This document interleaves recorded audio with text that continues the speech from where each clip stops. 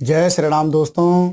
आज मैं आपको बता रहा हूं कि धनु राशि के जो जातक हैं उनके लिए ग्रह गोचर के अनुसार 2024 में जनवरी मास का राशिफल कैसे रहने वाला है। दोस्तों, हर बार की भांति सर्वप्रथम हम भगवान सूर्य नारायण को साक्षी मानते हैं और उसी के आधार पर हम आगे गणना करते हैं। तो इस समय भगवान सूर्य नारायण बैठे हुए हमारे लगन भाव में, हमारे केंद्र भाव में बैठे हुए हैं। और लगन भाव में जब भगवान सूर्य नारायण बैठे हुए हों तो समझ लीजिए कि यह समय हमारा क्या है, मान सम्मान और प्रतिष्ठा के लिए अत्यंत ही अच्छा रहने वाला है। और साथ ही साथ बल और मस्तिष्क, यानी कि यहाँ पर दो चीजें विशेष रूप से आप ध्यान लीजिए कि बलिष्ठता, अगर हमारे अंदर बल का भाव देखा जाए या मस्तिष्क का भाव देखा जाए तो इस समय 100% वह क्या है, परिपूर्ण रूप से हमें क्या कर देता है, फल प्रदान करता है। और 13 जनवरी के बाद दोस्तों पुनः भगवान सूर्य नारायण राशि परिवर्तन कर रहे हैं। राशि परिवर्तन का ये तात्पर्य है कि यह क्या है, मकर राशि में प्रवेश कर जाएंगे।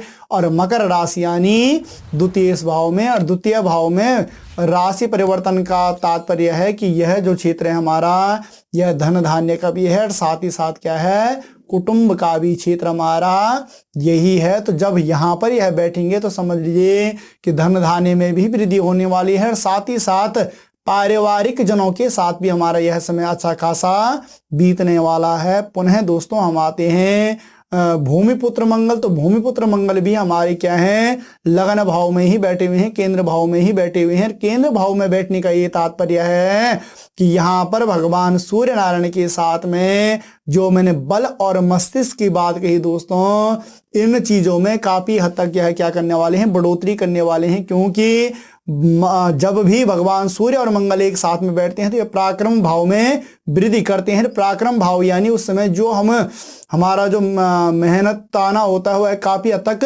बढ़ जाता है। और जब हम मेहनत अधिक करते हैं दोस्तों तो उस समय जब ग्रह गोचर के अनुसार हमारे ग्रह भी अच्छे बैठे हुए हों तो वह फल हमें क्या कर देता है, यहाँ पर अच्छा प्रदान करता है। और साथ ही साथ इस समय गौरव में भी और साथ ही साथ विनम्रता में भी दोस्तों काफी हद तक हमारा क्या है, बदलाव आने वाला है। यानी एक अच्छा बदलाव आएगा, यह यहाँ पर क्या है, पॉजिटिव रहेगा हमारे लिए। पुनः हम आते हैं बुध। तो बुध भी हमारे केंद्र भाव में ही बैठे हुए हैं 13 जनवरी तक। तो दोस्तों यह क्या है, भगवान सूर्य नारायण के साथ में है।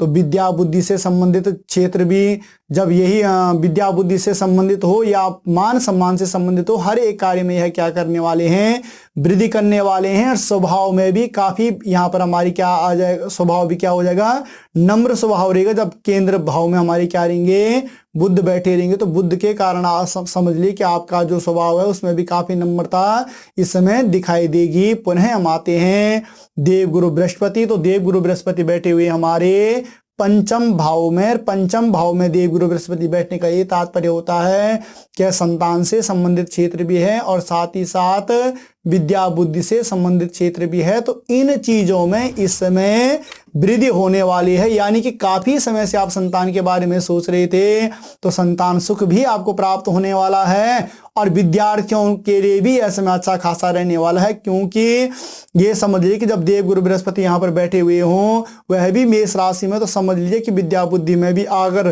काफी समय से आप कोई एग्जाम दे रहे थे, किसी चीज में आप सफल नहीं हो पा रहे थे, इस समय का प्रयास आपका क्या है, सार्थक रहने वाला है। पुनः हम आते हैं शुक्र। तो शुक्र बैठे हुए हमारे द्वादशेष भाव में। द्वादशेष भाव में बैठने का ये तात्पर्य है, ये हमारा व्यय का क्षेत्र होता है। व्यय का क्षेत्र दोस्तों यह होता है कि जब द्वादशेष भाव में शुक्र जैसे ग्रह बैठे हुए हैं, वह भी वृश्चिक राशि में बैठे हुए हों, तो इस समय ये मान लीजिए कि जैसे मैंने पंचम भाव में आपका विद्या बुद्धि से संबंधित बताया या संतान से संबंधित बताया, तो इन चीजों में जब हमारी वृद्धि होती है, यानी ये कार्य जब हमारे अच्छे निकल रहे होते हैं, तो उस समय हमारा व्यय भी अच्छा खासा हो रहा होता है। तो समझ लीजिए कि जो शुक्र हमारे क्या हैं, द्वादशेष भाव में बैठे हुए हैं, या इस समय अच्छा खासा हमारा खर्चा भी करवाने वाले हैं। और साथ ही साथ दोस्तों 17 जनवरी तक यह इस भाव में रहेंगे। तो 17 जनवरी तक इस भाव में रहने का ये तात्पर्य है कि अगर आप कार्य क्षेत्र में भी कोई परिवर्तन इत्यादि लाना चाहते हैं तो यह समय आपके लिए अति उत्तम रहने वाला है। पुनः हम आते हैं शुक्र का राशि परिवर्तन। तो शुक्र का क्या है, 17 जनवरी के बाद यह वृश्चिक राशि को छोड़कर धनु राशि में प्रवेश करेंगे। धनु राशि यानी कि केंद्र भाव में प्रवेश करेंगे। केंद्र भाव में प्रवेश करने का ये तात्पर्य है कि यह हमारे रूप रंग इत्यादि में काफी आकर्षण इस समय हमारे रूप रंग में बना रहेगा। और दोस्तों क्या होता है कि फर्स्ट एंड लास्ट जो कहते हैं, फर्स्ट एंड लास्ट का ये तात्पर्य होता है कि जब किसी के सामने भी हम जाते हैं तो जो प्रेजेंटेशन हमारी होती है वो फर्स्ट व्यू से देखी जाती है और उसके बाद लास्ट में हम क्या वहां पर छोड़कर जाते हैं, ये सारी चीजें देखी जाती हैं। जो फर्स्ट आपका रहने वाला है यानी कि शुक्र के दृष्टिकोण से अगर हम देखें तो यहाँ पर रूप रंग ज्ञान इत्यादि में भी काफी हद तक आपकी क्या होने वाली है, वृद्धि होने वाले। शुक्र के दृष्टिकोण से यह आपके लिए बहुत ही उत्तम रहने वाला है।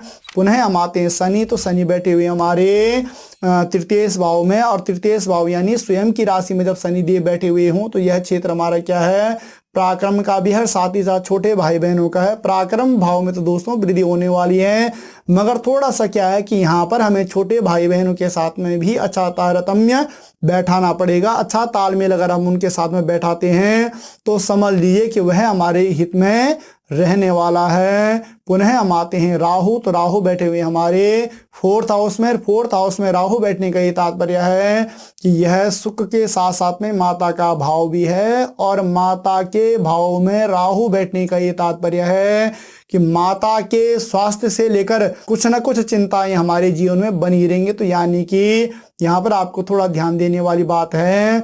उसके बाद दोस्तों पुनः हम आते हैं केतु। तो केतु बैठे हुए हैं 10वें घर में बैठे हुए हैं। 10वें घर में केतु बैठने का ये तात्पर्य है कि यह पिता का क्षेत्र होता है, और माता के क्षेत्र में राहु और पिता के क्षेत्र में केतु जब हमारा बैठा हुआ है तो समझ लीजिए कि इनके स्वास्थ्य से संबंधित हमें विशेष रूप से अलर्ट रहने की आवश्यकता है। यानी कि माता पिता के स्वास्थ्य का विशेष रूप से हमें यहाँ पर ध्यान रखने की आवश्यकता है। और बाकी केतु के दृष्टिकोण से देखें तो कारोबार में, यानी कि आप कोई जॉब इत्यादि चेंज करना चाहते हैं तो वह भी कर सकते हैं, और साथ ही साथ अगर आप कारोबार में भी कुछ परिवर्तन लाना चाहते हैं तो उसमें भी आप 101% परिवर्तन कर सकते हैं। वह आपके लिए लाभप्रद रहने वाला है, यानी कि आपके हित में रहने वाला है। तो ओवरऑल दोस्तों धनु राशि के जो जातक हैं उनके लिए यह समय अच्छा रहने वाला है। आपको हमारा यह वीडियो कैसे लगा, आप इसे लाइक भी करें, शेयर भी करें, और मिलते हैं पुनः एक नए वीडियो में। तब तक के लिए जय श्री राम।